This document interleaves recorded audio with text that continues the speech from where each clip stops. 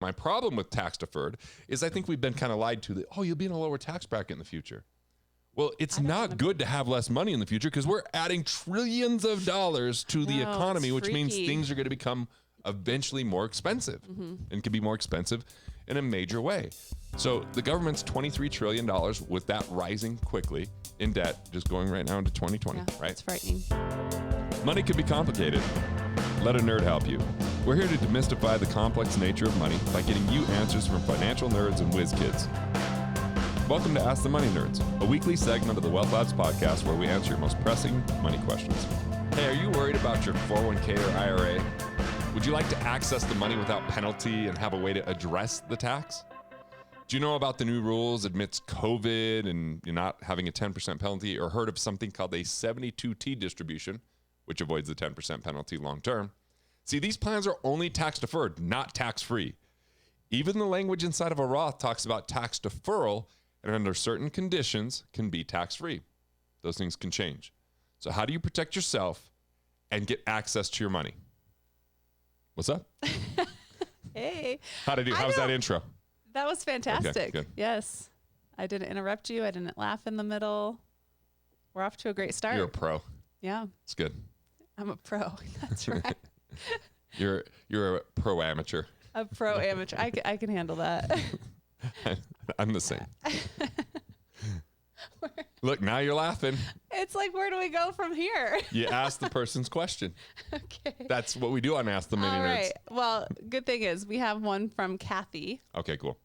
And she says, I enjoyed the segment about cashing out your 401k. If one opts for a 72T election before 59 and a half, my understanding is that they can change their mind about it when they reach 59 and a half. Is this correct? I'll let you answer that, and then I'll go into the second part. Okay, so 72T is a election on IRAs that says, I want to get to this money before 59 and a half. Now, amidst COVID, you don't even have to do that election. You can just get up to $100,000 without the 10% penalty. You could pay the tax this year, or you could pay it over the next 3 years. You get to decide. Yeah, it depends on what your income is going to be like and those types of things. A 72T says you're going to take cash flow that's substantially equal from your retirement plan for a minimum of 5 years or till 59 and a half, whichever is a longer period of time. Okay. So if Kathy was 58 and started this, she has to go for 5 years. So she's going to be in her 63 essentially before that stops. Okay. Even though she's past 59 and a half. So it's a minimum 5 years. Yeah. After that, you can definitely stop. So if you start at 52 and then at age 59 and a half, you want to stop, you can completely shut it down as far as taking that out at 59 and a half. Okay. When is it a good situation to do the 72T? When you want to get that money out of there without penalty and you want to create tax offsets along the way rather than taking the tax hit all at once when you pull it out. So I'll give some good strategies for that. Okay. And then my other question was, with the current state of society and all of the COVID stuff. What do you mean by that? I mean, I know that's a loaded statement, but speaking of the $100,000. Are we talking politically, religiously? Like, where could we get really offensive here, Stova? I would like to avoid any offensive conversation. And yet we work together. That's the amazing thing. Yeah, how so did that happen? Yeah. I'm always offending you, or you, other way around? If you could offend me, that would be phenomenal. I'm going to try. I'd like to see it. Okay, I'm going to try. That's my 2020 goal. That'd be like me putting full effort into something and you'd be like, did you even work on that? That might be a little bit. That might get to me. Okay. I'll make note of that. So the $100,000 that people can take out. Yeah. You're like, go for it. Get $100,000. Kind of my feeling, but there's going to be tax on that still. What's the tax on? What percentage are we talking? Depends on the person's tax bracket. Oh, so yeah. they're just going to pay whatever their taxes are. They could do it this year or over a 3-year period of time. But I'll just give them some cool ideas because there's a lot of IRS notices that have come out that might offset that. Okay.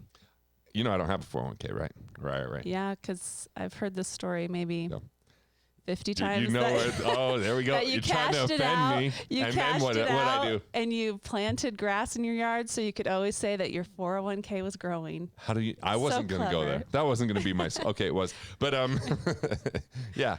So I don't have one. And guess how much money I have in the stock market, Stova? 0.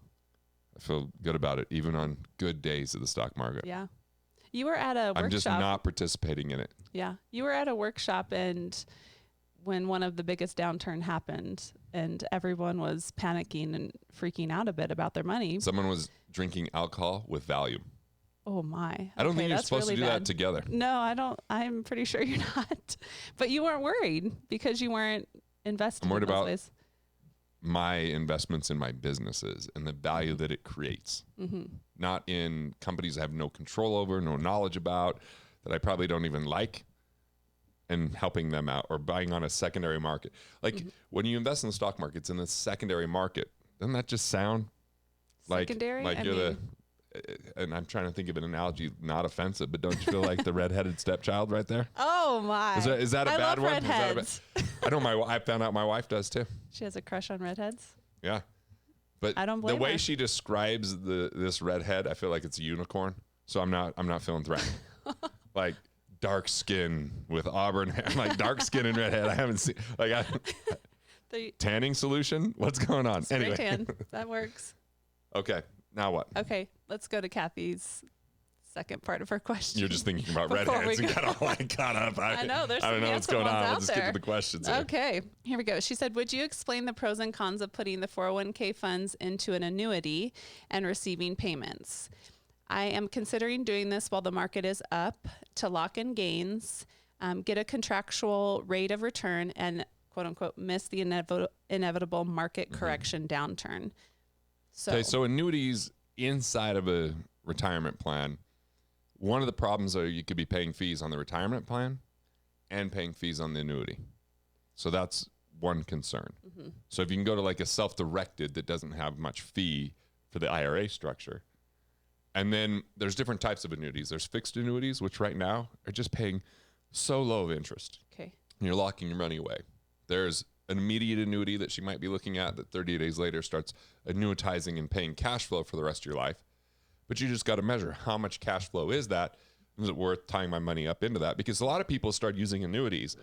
They were originally intended for not outliving your money, but then they just became accumulation vehicles. And there's a lot of these variable annuities that will say, we'll guarantee a certain payout if you annuitize. But most people don't like annuitizing because now you're stuck with, that's the payment for the rest of your life. Got it. So if you're like, well, I want the lump sum. Sorry, that's not available anymore. So a very small percentage of people actually annuitize. I think if you are going to annuitize, that might be the place an annuity makes sense. But what I've seen is with indexed annuities that say, okay, we're going to give you a minimum interest rate and participate in some upside of the market. They cap that really low. So you don't get a lot of upside on it anymore. Yeah. Used to be better years ago. And it's part of it how they design the policies. Okay. That seems like a common theme. Yeah, not getting too technical here, but there's something called a zero coupon bond. Just I'll give the basics of it. They're not all please designed this way. explain that. Zero coupon bond is I buy something now, and in the future it matures, and it's this amount. There's no interest paid along the way. It's just, boom, I get this at the end. Okay. So they might buy that, right? And that funds their guarantee, let's say. Then they use options on the market for the rest. So if the market goes up, because they're using leverage, they get more. If the market goes down, they lose more, but they got that zero coupon bond backing them up. Okay. So because interest rates have been so stinking low, they can't participate as much in the stock market as they want with the options trading. Yeah. So you just see where someone might only get a maximum of 7%. And there might be a year where the market does 20. You get cut off at 7. But you're getting no loss on the downside. Or there's other annuities that say, hey, we've given you all these guarantees if you annuitize. So you got to measure some of those things, right? There's a lot of catches and caveats. I think that they can be okay vehicles for people who are at retired ages and looking for cash flow.